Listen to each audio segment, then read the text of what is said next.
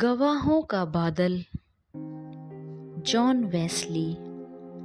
पादरी Samuel Wesley और उनकी धर्मपत्नी सुसन्ना के 19 बच्चे थे। उनके 19 बच्चों में से 15वां बच्चा जॉन वेस्ली और दूसरा 18वां बच्चा चार्ल्स वेस्ली का नाम अब तक कलीसिया में प्रसिद्ध है। जॉन वेस्ली का जन्म 1703 ईस्वी में हुआ। उनकी शिक्षा ऑक्सफोर्ड के क्राइस्ट कॉलेज व लिंकन कॉलेज में हुई, जहां उन्हें परमेश्वर का सेवक होने के लिए 1728 ईस्वी में अभिषेक किया गया।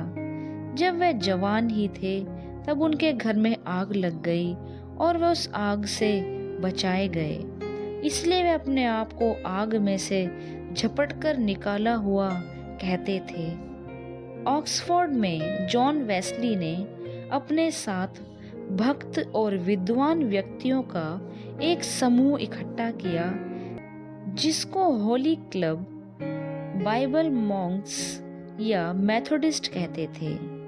मेथोडिस्ट नाम इसलिए रखा गया क्योंकि वे व्यवस्थित रूप से बाइबल अध्ययन करते थे, व्यवस्थित ढांचे में रहते थे, प्रार्थना करते थे, सामाजिक कार्य करते थे। मेथोडिस्ट समूह में जॉन का भाई चार्ल्स व जी व्हीलफील्ड भी थे। सन 1735 से 1737 तक ये दोनों भाई जॉर्जिया में चर्च ऑफ इंग्लैंड के सेवक के रूप में रहे। वहीं पर उनका संपर्क मैरी वियन स्पेनबर्ग के साथ हुआ, जिसके वचन प्रचार में वे अत्यधिक प्रभावित हुए और उन्होंने जाना कि व्यक्तिगत रूप से यीशु के द्वारा उद्धार प्राप्त हो सकता है और उन्हें व्यक्तिगत हृदय परिवर्तन की आवश्यकता है। सामूहिक भीड़ के रूप में धर्म परिवर्तन और संस्कारों के द्वारा उद्धार प्राप्त नहीं किया जा सकता। सन 1738 में जब वे इंग्लैंड वापस आए, तब जॉन वेस्ली मार्टिन लूथर का रोमियो का टीका पढ़ रहे थे। तब उन्होंने उनकी प्रस्तावना को पढ़ने के बाद अपने जीवन में व्यक्तिगत रूप से 24 मई 1938 को यीशु प्रभु को अपना उद्धारकर्ता ग्रहण किया और उद्धार के अनुभव में चलने लगे। जॉन वेस्ली ने लिखा है, उनका हृदय अद्भुत रीति से गर्म हो गया जब उन्होंने यीशु पर अपने पापों की क्षमा हेतु विश्वास किया।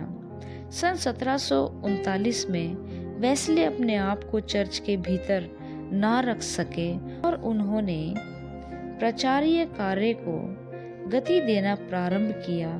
वे चर्च से निकलकर किंग्सवुड की कोयला खादान के मजदूरों को सुसमाचार प्रचार करने लगे और इससे उन्हें बड़ी भारी सफलता प्राप्त हुई।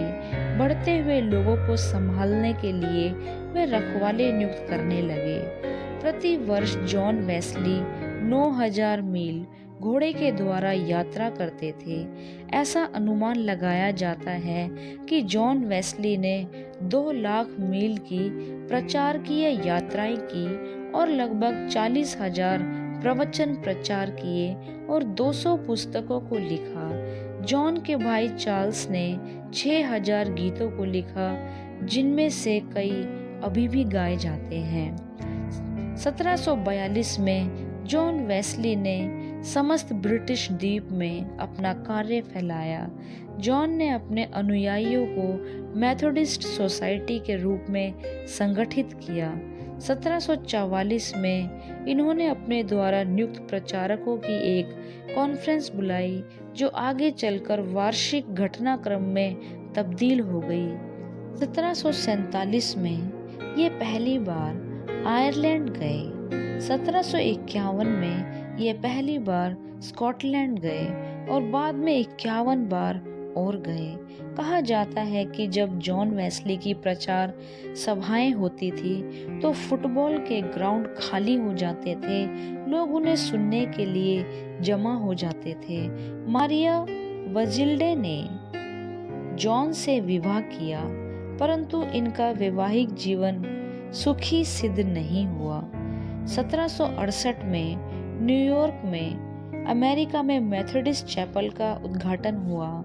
1768 में ही न्यूयॉर्क जैसे नए स्थान में विस्तार हेतु जॉन वेस्ली ने डॉक्टर थॉमस कॉप को बिशप नियुक्त किया।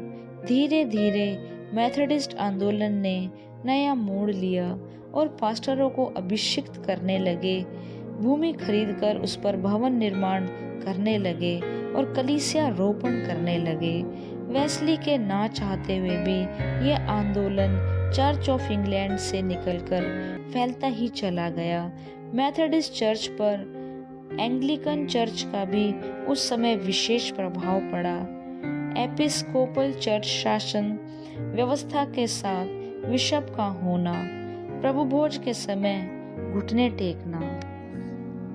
धर्म विज्ञान रूप से मेथोडिस्ट लोगों ने अर्मीनियम धर्म सिद्धांत को अपनाया और उद्धार प्राप्ति में मनुष्यों का भी उत्तरदायित्व है, इस बात पर बल दिया गया। केवल विश्वास के द्वारा धर्मी बनाए जाने पर अधिक बल दिया गया तथा व्यक्तिगत हृदय परिवर्तन पर भी बल दिया। वेस्ली ने भी पवित्रीकरण पर मसीही जीवन में अधिक बल दिया था। साथ ही कलीसिया के सकारात्मक प्रभाव समुदाय के सामाजिक जीवन पर भी पड़ना चाहिए, इस बात पर भी उन्होंने बल दिया। वेस्ली का इंग्लैंड के कार्यकर्ताओं पर बहुत अधिक प्रभाव पड़ा, जिनका जीवन परिवर्तन हुआ। वेस्ली के जागृति आंदोलन ने इन्हें भी प्रभावित किया। रॉबर्ट रेक्स को, जिन्होंने संडे स्कूल आंदोलन की स्थापना की, एंग्लिकन चर्च के अगुवों को, ताकि वे जागृति के लिए काम कर सके।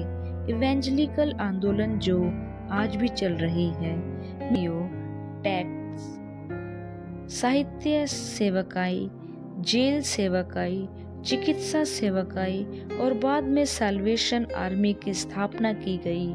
मेथोडिस्ट संस्थाओं की स्थापना की गई, जिसमें करोड़ों लोग आज भी विश्व में हैं। जॉन वेस्ली की मृत्यु 1791 में हुई और उनकी मृत्यु के समय 294 प्रचारक, 71,668 सदस्य, ग्रेट ब्रिटेन में 19 मिशनरी और 5,300 सदस्य, मिशन स्टेशनों में और 198 प्रचारक और 43,265 सदस्य अमेरिका में थे। जॉन वेस्ली की मृत्यु के बाद 1795 से ही सब मेथोडिस्ट चैपलों में प्रभु भोज और बपतिस्मे की विधि प्रारंभ हो गई थी। वेस्ली में नेतृत्व और संगठन की अद्भुत प्रतिभा थी। उनके व्यक्तित्व में अपूर्ण आकर्षण था और उनकी धार्मिकता एवं उदारता विवाद से परे थी। अपने युग में इस प्रेरित जॉन वेस्ली ने जो प्रभु के कार्य किए, वे आज के युग में भी विश्व में दिखते हैं। इसके लिए प्रभु की महिमा हो।